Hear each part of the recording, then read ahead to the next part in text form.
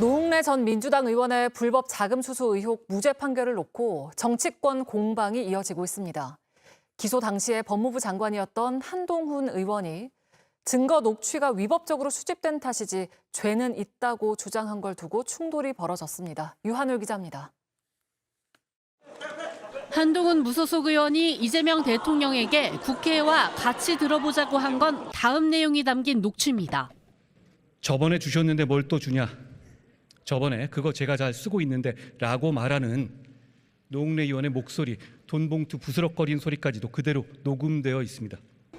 한 의원은 이 대통령이 민주당 대표 시절 안타깝지만 특정 사실은 본인이 인정하고 계신다며 노웅래 전 의원을 공천 배제한 사실을 짚으면서 그럼에도 이제 와서 미안하다, 사랑한다 운운하는 건 어떻게든 본인 사건을 공소 취소해보겠다는 빌드업이라고 재차 주장했습니다. 그만 오기 부려라, 한동훈 구속 등 여권의 비판에 위법 수집 문제로 증거에서 배제됐을 뿐 실체가 있다는 걸 강조한 겁니다. 조국 혁신당 혁신정책연구원 장관은 더 직접적으로 맞붙었습니다. 조 원장이 녹취록이 위법 수집 증거라서 무죄를 받았다고 한 한 의원 말에 반헌법적 궤변이라고 하자 공소 취소 빌드업에 끼고 싶은 모양이다. 하다 조국마저 억울하다고 끼어드냐며 거칠게 응수했습니다. 홍준표 전 대구시장은 아예 녹취록을 들어보잔 한 의원 말을 인민재판에서나 할 수 있는 무지한 주장이라고 비판했습니다. 어제 나왔던 노웅래 의원에 대한 무죄 판결 소식과 함께 조금 묶어서 얘기를 좀 해보겠습니다. 어제 제가 잠시 소개를 드렸습니다. 민주당 마포갑인가요? 노웅래 의원이 거의 몇 년에 걸친 재판 끝에 무죄 선고를 받았습니다. 항소심에서 무죄가 나왔어요. 검찰이 글쎄 상고를 할지는 모르겠습니다만 일단 사실심은 이제 마무리가 됐고 글쎄 크게 뒤집어질 가능성은 없어 보입니다. 노웅래 의원이 무죄를 받게 된 것은 위법 수집 증거 때문입니다. 그래서 검찰이 증거로 제출한 녹음 파일 하나가 통째로 무효가 되어버렸습니다. 위법 수집 증거, 다들 이게 그냥 절차상의 문제라고 간단하게 알고 있습니다만 저는 이게 참 잘못된 생각이라고 봅니다. 왜 절차를 중시하겠습니까? 한동훈은요, 지가 검사 출신이잖아.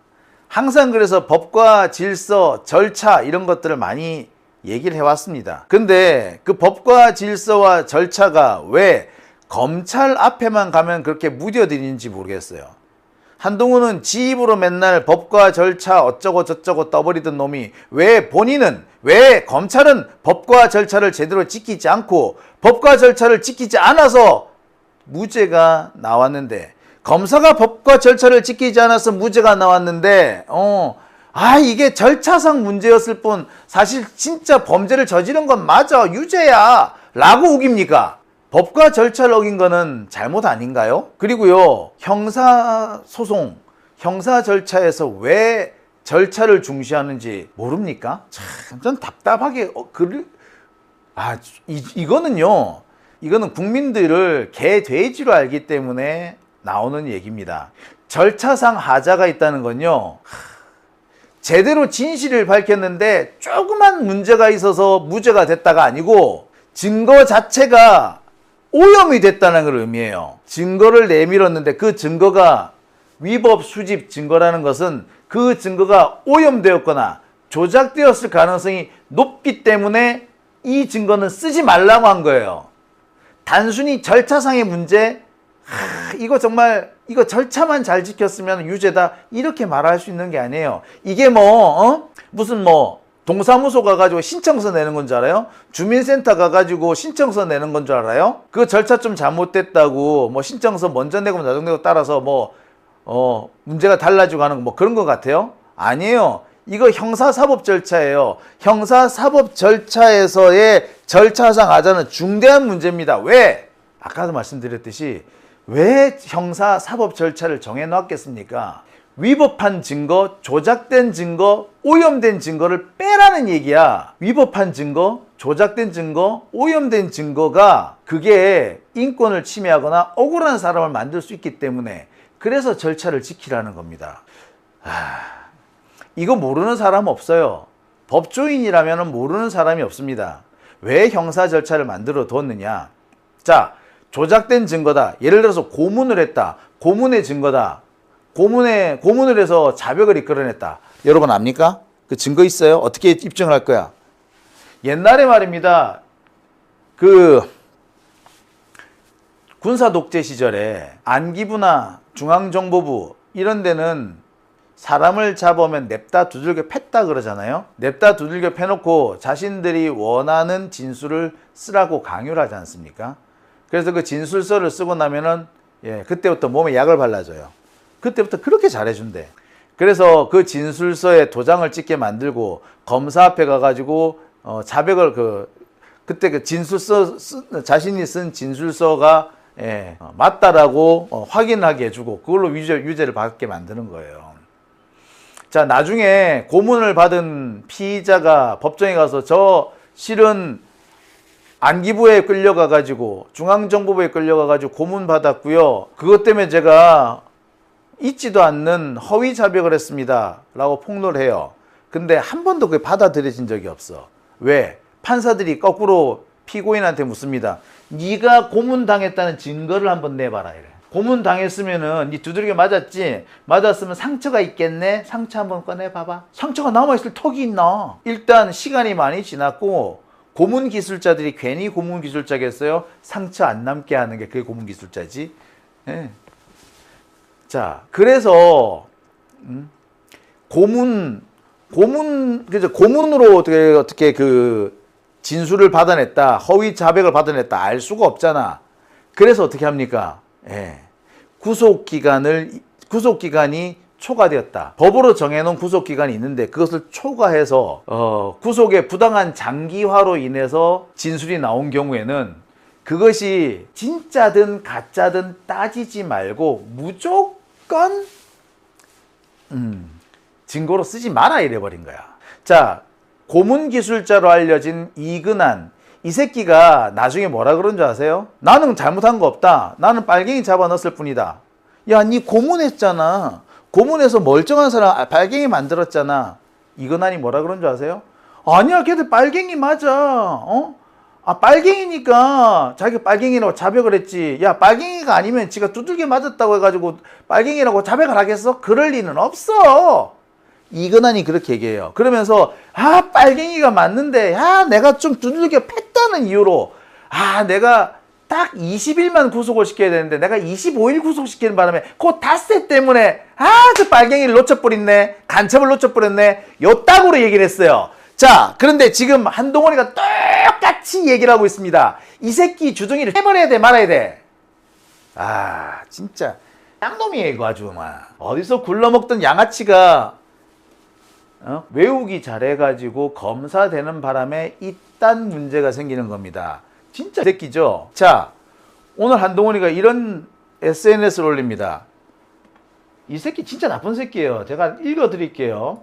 노웅래 전 민주당 의원은 실제로 돈을 받지 않은 것이 드러나 무죄 받은 것이 아니라 위법 수집 증거 배제라는 형식적 이유로 무죄 받은 겁니다. 형식적 이유로 무죄를 받았대.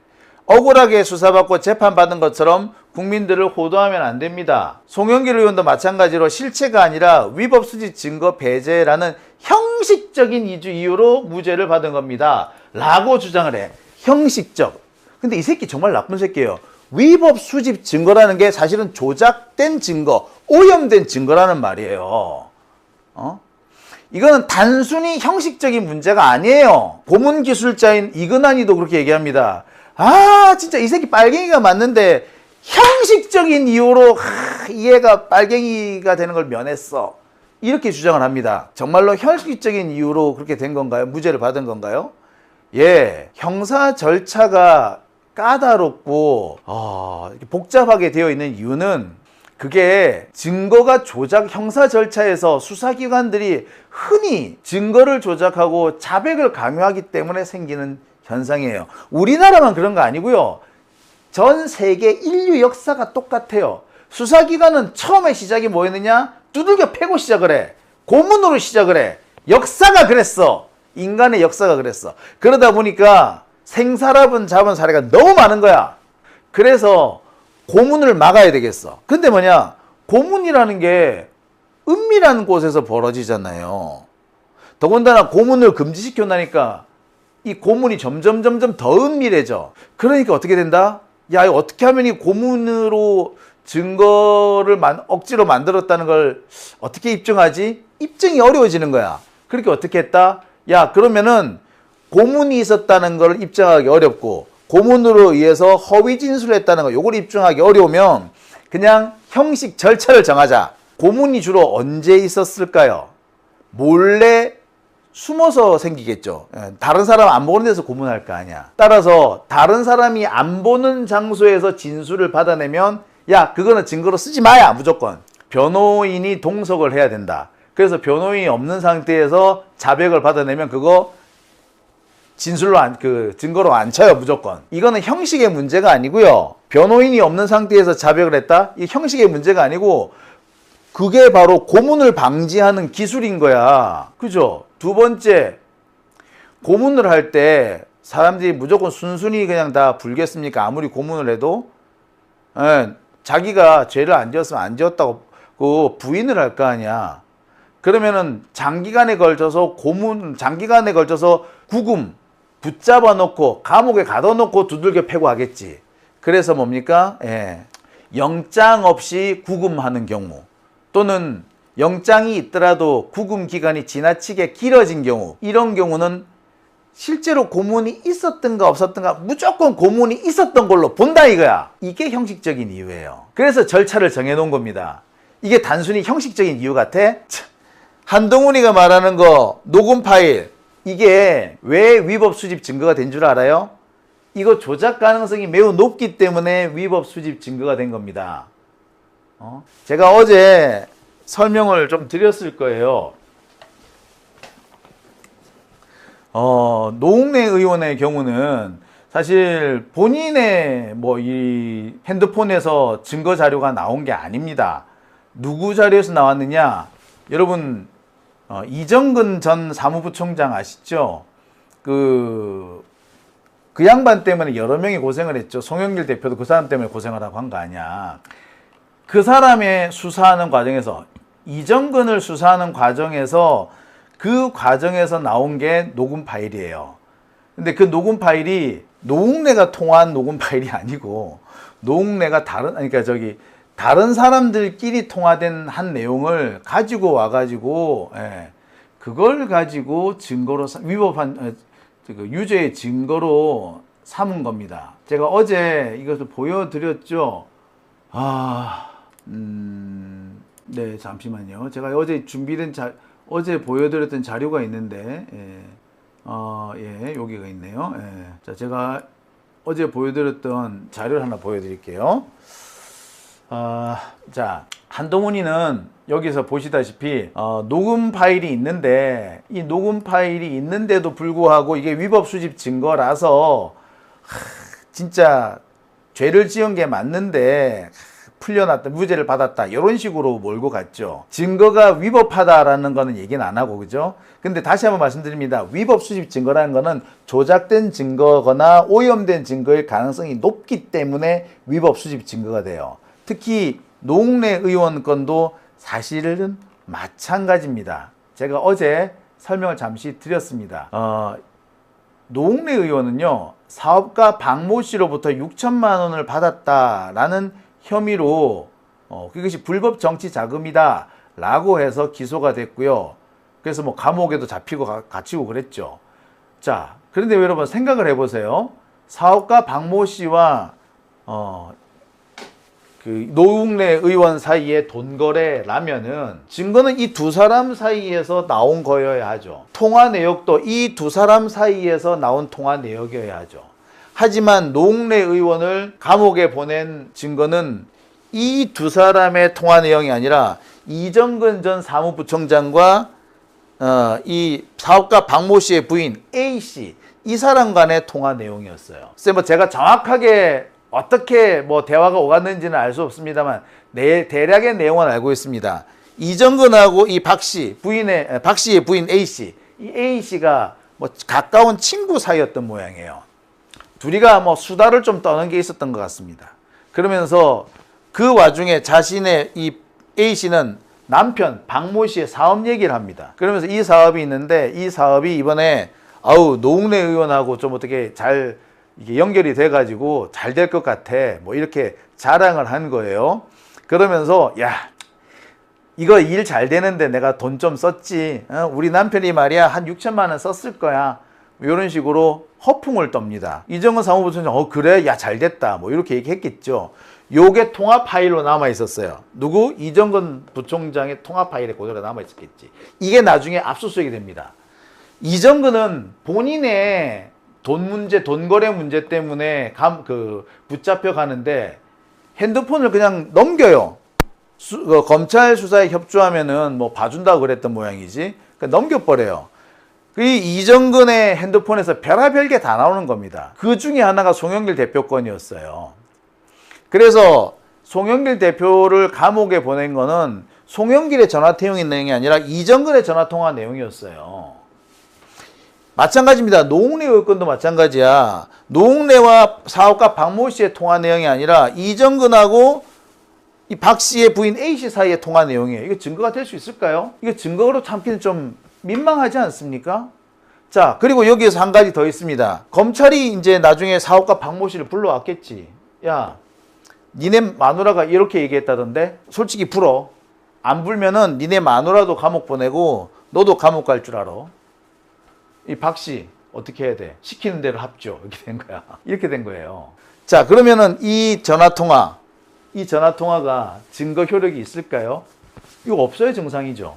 또는 이 사업가 박 씨의 진술서 증거 능력이 있다고 봐야 됩니까? 없다고 봐야 되죠. 이게 단순히 형식적인 문제예요. 이게 위법 수집 증거 아닙니까?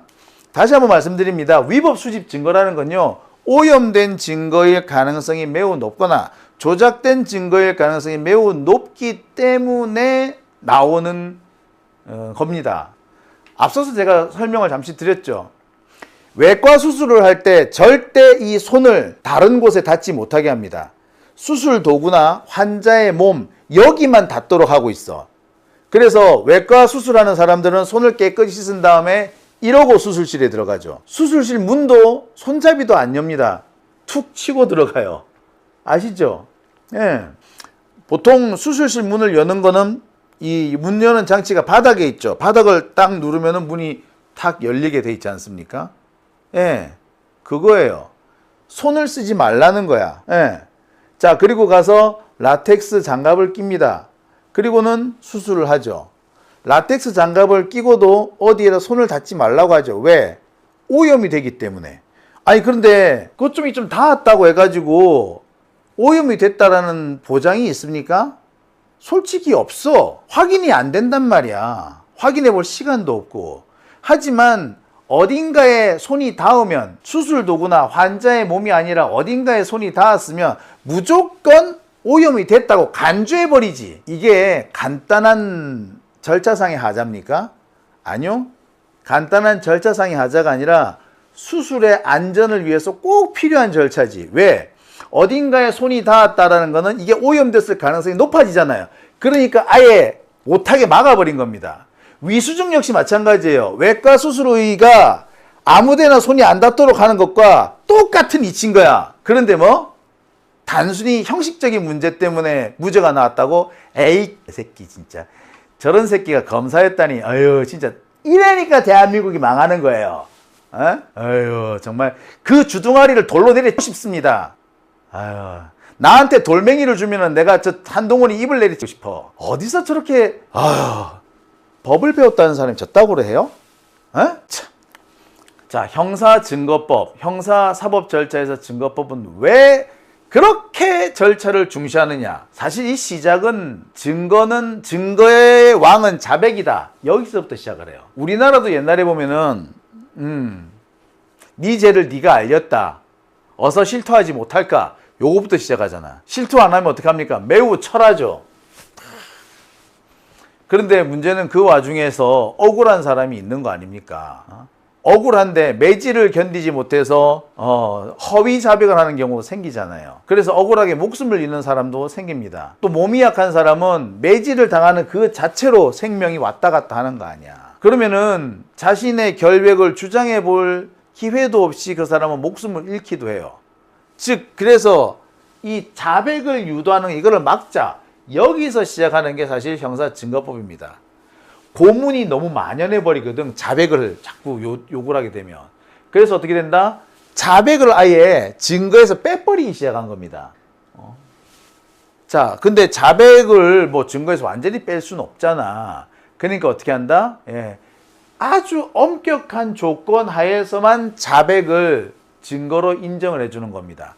그게 바로 뭡니까? 형사증거법, 형사절차증거법인 거예요. 형사 절차가 그렇게 해서 나오기 시작한 겁니다. 고문 때문에, 고문을 방지하기 위해서 만들어진 게 형사절차법이었던 거예요. 그런데 여기에서 하나 문제가 나옵니다. 이렇게 고문을 금지시키다 보니까, 그리고 고문을 통해서 나온 이 자백을 인정을 안 해주다 보니까 점점 이 고문 기법이 교묘해집니다. 잘 드러나지 않는 거야. 잘 드러나지 않기 때문에 고문을 했는지 안 했는지를 몰라. 고문을 했다라는 것만 확인되면 이거를 그냥 증거로 안 쓰면 되는데, 그거 어떻게 합니까? 야, 고문을 했는지 안 했는지 알 수는 없어. 하지만 요런 경우에는 고문을 주로 했더라 라고 보는 거야. 그래서 어떻게 합니까? 야, 다른 사람이 없는 데서 고문이 다른 사람이 없는 데서 자백을 받았다. 보통 그렇잖아요. 고문이란 게 그렇잖아. 다른 사람이 없는 데서 두들겨 패잖아. 다른 사람이 있는 데서 두들겨 패지는 않잖아요. 다른 사람이 없는 데서 자백을 받았다. 그랬으면 이거는 고문이다 라고 간주를 해버리시게 하는 거예요. 그래서 우리는 어떻습니까?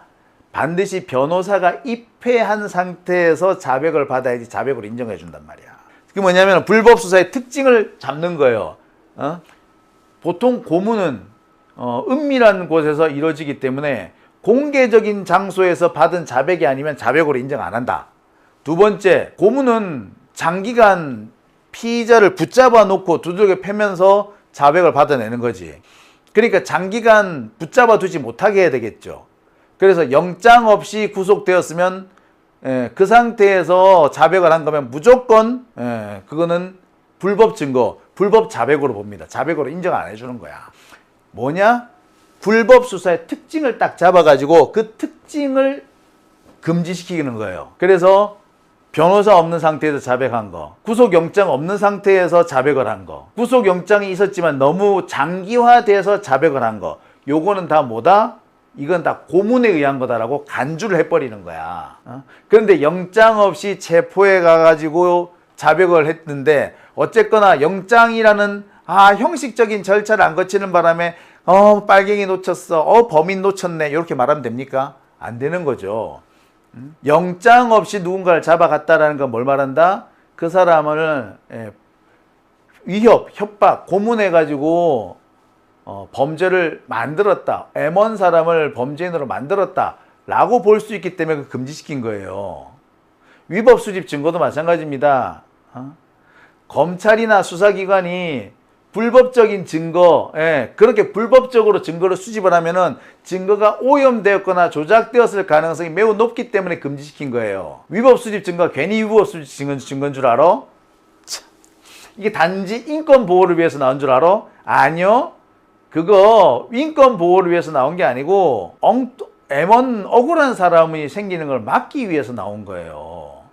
불법 수사의 특징을 딱 잡아가지고 불법 수사는 영장 없이 이루어지는 수사구나, 불법 수사는 구속이 부당하게 장기화돼서 벌어지는 수사구나, 불법 수사는 다른 사람이 안 보는 곳에서 자백받는 게 불법 수사구나, 요렇게 한 거예요. 영장 없는 경우, 구속이 장기화된 경우, 그 다음에 다른 사람이 없는 경우, 변호사 입회하지 않은 상태에서 자백받은 경우, 요러면 무조건 자백이 있어도 인정을 안 해주는 겁니다. 이게 단순히 형식상의 문제예요. 절대 형식상의 문제 아닙니다. 디지털 증거법도 마찬가지예요. 왜 디지털 증거법이 만들어졌느냐? 자, 지금까지 검찰은, 그런 수사기관은 마구잡이식 수사를 합니다. 핸드폰 통째로 갖고 가. 그래가지고 자신들이 필요한 자료를 다 끄집어내요. 심지어 핸드폰에 들어있는 이번 사건과 관련 없는 다른 사건까지 끄집어냅니다. 예를 들어 이런 거예요. 흔히 옛날에 고위공직자들이 많이 걸려든 사례인데 핸드폰을 뺏기잖아. 그럼 검사들이 맨 먼저 뭘 찾아내는 줄 알아요? 이 공무원이 혹시 내연녀가 있는지를 찾아내. 내연녀가 있는지를 찾아내. 그래서 그 내연녀가 있잖아. 그러면 그걸 가지고 물고 들어가기 시작해. 내연녀가 없으면 어떻게 한다? 자주 가는 술집이 있을 거 아니야. 술집 마담을 끌고 들어와. 네 마누라가 이 마담 알아? 이러면서 이 저기 마누라한테 이 술집 마담 알려버린다. 이렇게 하는 거야. 또 있지. 그런 것도 없는 경우에 보통 자녀 문제를 물고 들어줍니다. 고위공직자들도 자녀들한테는 약하잖아. 옛날 같은 경우 특히 선생님들한테 이 촌지 이런 거 많이 찔러주잖아요. 그래서 이 고위공직자가 자녀의 담임 선생님한테 촌지 준 거 요런 걸 끄집어내는 거야. 야, 아니 선생님한테 돈 봉투 내밀었네. 이거 뇌물인 거 알지? 어떡할래? 니랑 니네 애 선생님이랑 같이 한번 날아갈래? 아니면 니만 한번 주고 니만 그냥 조용히 죽을래? 여기에 니가 협조해주면 우리 싸게 끊어줄게. 요렇게 했던 거야. 그게 어디서 나옵니까? 핸드폰에서 나와. 그래서 어떻게 합니까? 핸드폰을 압수수색할 때 아무거나 다 끄집어내지 말라는 거야. 딱 필요한 것만 끄집어내라고 한 겁니다. 달리 위법 수집 증거가 된 줄 알아? 그 핸드폰에서 나온 그 녹음 파일 달리 위법 수집 증거가 된 줄 알아요? 그래서 위법 수집 증거가 된 겁니다. 이정근 부총장 경우 돈 거래한 게 되게 또 많았던 모양이에요. 이 돈 거래한 거 이런 거 전부 다 사기로 처벌하겠다라고 위협을 합니다. 그 이정근이 그걸 피하기 위해서 이런저런 걸 다 써주죠. 소위 말하는 이정근 노트가 그래서 나왔어.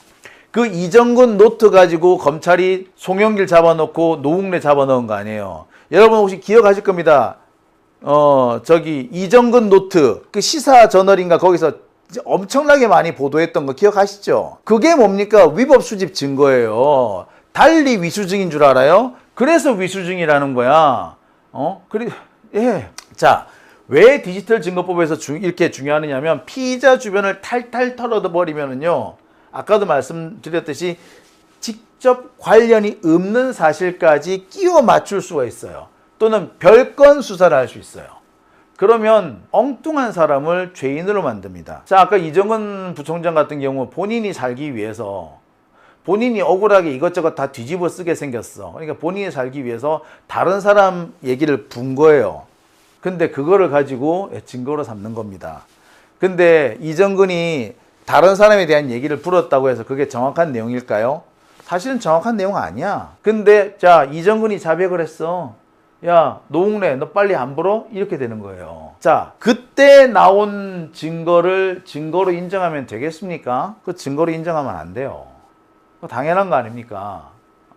왜? 그 증거는 오염된 증거이거나 조작된 증거이거나 그냥 끼워 맞춰진 증거일 가능성이 매우 높잖아요. 자, 예를 하나 들어볼게요. 이 보도, 한동훈 보도를 놓고 SBS가 한동훈을 엄청 옹호하는 그런 기사를 쓴 모양인데, 자, 그래서 제가 SBS를 예를 한번 들어보겠습니다. SBS 모그룹이 태영그룹이죠. 지금 태영그룹이 상당히 어렵습니다. 워크아웃 단계를 지금 진행하고 있죠. 자, 근데 만약에 예를 들어서입니다. 태영그룹이 워크아웃을 하고 있을 때 그 직전 무렵에 검찰 고위직과 태영그룹 오너 사이에 통화가 있었다고 칩시다. 의심스럽지 않나요? 사실 그때 태영그룹 워크아웃이 아니라 청산이 되어야 한다는 그런 얘기도 많았어요. 도저히 이 회사는 회생할 가능성이 없다. 그런 얘기까지 있었어요. 근데 어떻게 겨우 살아나. 자, 그런데 그때 검찰 고위직하고 태영그룹 오너하고 통화가 있었다 칩시다. 이거를 어떻게 제3자를 수사하다가 확인을 했네. 그래서 압수수색을 해가지고 요 녹음 파일을 털었네. 자, 녹음 파일을 터니까 이런 게 나오네. 도와드리지 못해서 죄송합니다. 아유, 지금까지 도와주신 것만 해도 큰 힘이 돼요. 아유, 뭐 그 정도 가지고 그러세요. 뭐 요런 대화를 했다 쳐요. 그냥 일상적인 대화죠. 어려움에 처한 이런 사람들한테 내가 예의상 인사치레를 하는 얘기입니다. 그런데 이거를 보기에 따라서 약간 색깔이라든지 시각을 바꿔놓고 보면은 뭐야 이거 도와드리지 못해 죄송해? 그래 지금까지 도와준 건 그럼 엄청나다는 얘기야? 지금까지 도와주신 것만 해도 큰 힘입니다. 그럼 지금까지 많이 도와줬어? 더 못해줘서 미안한 거야? 아유 뭐 그런 거 가지고 그러세요. 맞네. 야 뭔가 큰 걸 도와줬네. 이렇게 되겠죠. 근데 이렇게 수사하면 됩니까? 안 되죠. 근데 검찰은 이런 걸로 수사를 한다 이거야. 왜? 자 만약에 여기에 SBS 검찰 출입 기자가 이 검찰 고위직과 또 통화를 한 게 나왔다. 우와 이거 뭐 그럴싸한 그림이지 않나요? 근데 자 이거 흔히 검사들이 지금까지 민주당이나 뭐 조국이나 이런 사람들 후려잡을 때 흔히 쓰던 그림 아니야? 그죠? 늘 보던 그런 그림 맞죠? 똑같이 만들어 놓으니까 얘네들도 걸리겠죠. 근데 여러분 이런 식으로 하면은 수사가 되는 겁니까? 제대로 되는 거 맞아요? 안 되죠. 그러니까 어떻게 된다? 요렇게 되는 증거 자체를 그냥 아예 쓰지 마! 아예 쓰지 마 하는 거예요. 어떻습니까? 이게 단순히 형식상의 문제인가요? 아, 정말 한동훈은 못된 놈이야. 이걸 지가 몰라요? 알아. 지가 더 잘 알아. 알고 있는데도 이렇게 형식상의 문제라고 아주 폄훼하는 거예요. 다시 한번 제가 정리를 하겠습니다. 불법 수사가 벌어질 때 나타나는 특징, 이것을 꼭 집어서 이것을 절차상으로 금지해 놓는 겁니다. 그게 형사 절차법이에요. 내용상의 신빙성을 따지지 않고 이런 절차를 위반했으면 불법 수사일 가능성이 매우 높다. 조작 수사일 가능성이 매우 높기 때문에 그냥 따지지 말고 그냥 다 증거로 삼지 마 이래 버리는 겁니다. 실제로 불법 수사가 있었든 없었든 이 절차를 어겼으면 그냥 증거로 쓰지 마 이래 버리는 거야. 그래야지 애시당초 불법적인 행위를 안 한다 이거야. 이런 겁니다. 핸드폰도 마찬가지예요. 옛날에는 피의자가 검찰청 들어가죠. 그러면 무조건 핸드폰부터 뺏어 놓고 봤어. 그래서 옛날에 어떤 경찰이 그런 얘기를 한 적이 있어요. 장 기자님 그런 일은 없겠지만 혹시 검찰청에 불려갈 일 있으면요. 핸드폰 절대 가지고 가지 마세요. 혹시 가지고 가더라도요. 화단에 집어 던져 놓고 가세요. 이렇게. 그 정도였어요. 심지어 그 경찰은 나한테 뭐라고 하세요? 장 기자님 핸드폰요. 그 두세 달에 한 번씩 꼭 바꾸세요. 그랬다니까. 그러면서 검찰이 뭐 가잖아? 그럼 일단 무조건 핸드폰부터 뺏고 시작하는데. 그래서 그 사람의 개인사를 탈탈 터는 거야. 그래서 약점을 찾아내. 그래서 이 약점을 안 터뜨릴 테니까 야 너 요거는 네가 덮어 쓰자이? 요렇게 했던 거야. 그거예요. 그러니까 어떻게 한다? 핸드폰을 통째로 압수수색하는 거 허락을 한다 안 한다? 허락 안 한다. 아예 안 해버리는 거야. 핸드폰을 통째로 압수수색을 해가면 요거 중에 별건을 잡거나 약점을 잡아가지고 엉뚱하게 자백을 강요하는 게 될 수 있기 때문에 통째로 핸드폰을 압수수색한다? 못하게 막아버린 거야. 그래서 위법 수집 증거가 되는 겁니다. 이번에 노웅래 의원 건도 그거예요. 그래서 위수증입니다. 즉 뭐냐? 실제로 위법이 있는지 없는지 따지지 않고 위법의 가능성이 높기 때문에 그냥 애시당초 증거에서 빼버리는 거야. 그래서 요즘에 실제로 검찰청에 가더라도 핸드폰 들고 가더라도 핸드폰 안 뺏어요. 옛날에는 무조건 뺏고 시작을 했어. 근데 요새는 안 뺏어. 옛날에 핸드폰 가져가가지고 하나씩 다 봤어. 문자 메시지 다 검색하고 막 그랬거든. 요새 안 하잖아. 그렇게 하면은 그 과정에서 획득한 정보는 무조건 위법으로 쳐버려. 증거 인정을 안 해줘 버리거든. 그러니까 핸드폰 막 뒤지고 하는 거 못 한단 말이야. 이게 단순히 형식상의 문제인가요? 아니요. 형식상의 문제 아닙니다. 이거 진짜 중요한 문제인 거예요. 달리 말하자면 위법 수집 증거로 무죄가 나왔다는 것은 검찰이 조작 수사, 불법 수사를 했다는 걸 의미해요. 오염된 증거를 만들어냈다는 걸 말하는 겁니다. 즉, 그 과정에서, 수사 과정에서 검사의 강압이나 협박이나 조작으로 잘못된 자백이나 진술이 나왔었다라는 걸 의미해요. 말 그대로 검찰의 조작 수사가 있었다는 걸 의미합니다. 그런데 우리나라 사법제도에서는요, 사실 판사 검사들이 이 절차상 하자를 잘 인정 안 해줍니다. 절차상 하자가 있더라도 실체적 진실을 더 중시해요. 그래서 실체적 진실이 맞잖아요. 그러면은 절차상 하자가 약간 있더라도 그냥 눈 감아 줍니다. 예를 들어 이번에 노웅래 의원 사건도 그래요. 외형상은 절차상 하자를 들었죠. 하지만 실질로 들어가잖아요.